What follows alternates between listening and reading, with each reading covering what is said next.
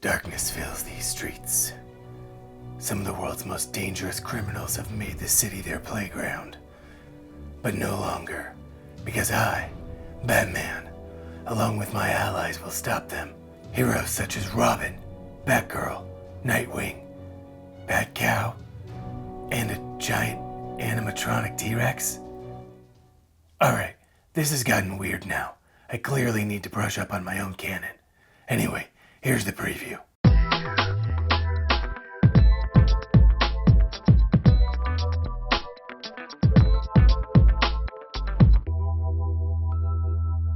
Batman Gotham City Chronicles is a 2 to 4 player miniatures game published by Monolith.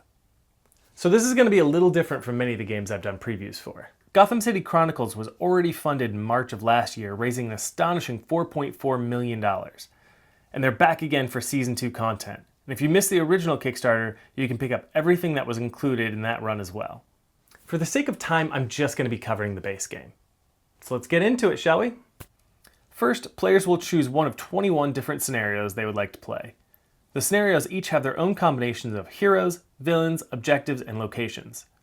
One player will play the villains, while the remaining players will each play a hero. The heroes available for the scenario are clearly listed in the scenario book. The hero players will get a tablet where they will place their hero board. The game uses energy cubes for almost everything. If you want to spend all your cubes attacking, go for it. If you want to run around deactivating bombs, you can do that too. But your energy is also your hit points, so you might need to reevaluate how you spend them. You can assign cubes to different areas such as melee, ranged attack, manipulation, thought, movement, rerolls, or armor. Depending on the status of the energy cubes, they'll be in one of 3 locations at the bottom of the tablet. Either the reserve zone, where you can spend cubes to perform actions, the fatigue zone, where spent energy cubes are placed, and the wound zone, which will remove cubes from your reserve and fatigue zones when you're damaged.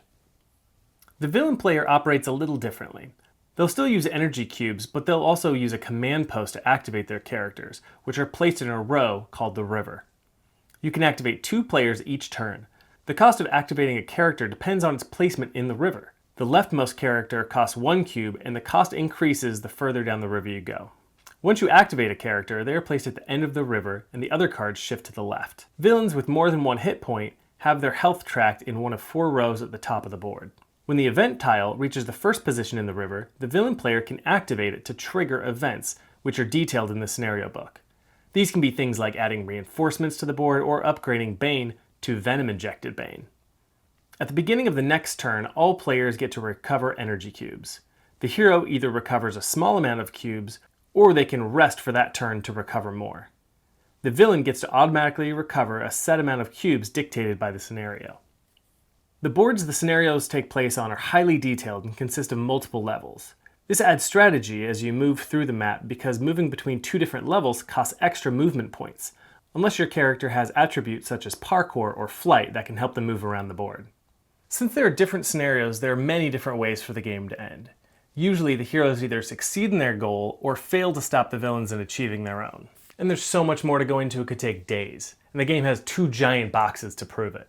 The game contains 166 miniatures, 3 bat tablets, 25 hero boards, 48 energy cubes, 75 item cards, 20 dice, 2 double-sided game boards, 65 tiles and 37 life point markers, a turn tracker and marker, and a command post.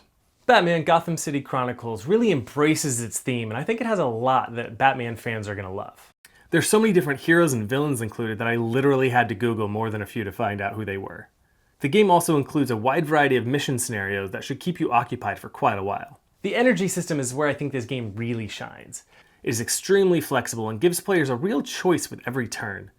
Sure, like any game with dice, you can get a few bad rolls, but since you always have the option to add extra dice, it never really feels unfair. And that's just the base game. We haven't even gotten to the expansions. There's Wayne Manor, Arkham Asylum, the Batmobile, and Versus mode. And if that wasn't enough for you, Season 2 is now live on Kickstarter where you can get everything from Season 1, plus new expansions like Suicide Squad, League of Assassins, Batman Inc., and more. Monolith has already said this won't be coming to stores, so if Batman Gotham City Chronicles sounds interesting to you, make sure to head over to their Kickstarter and check it out. My name's Tony, and this has been another video preview.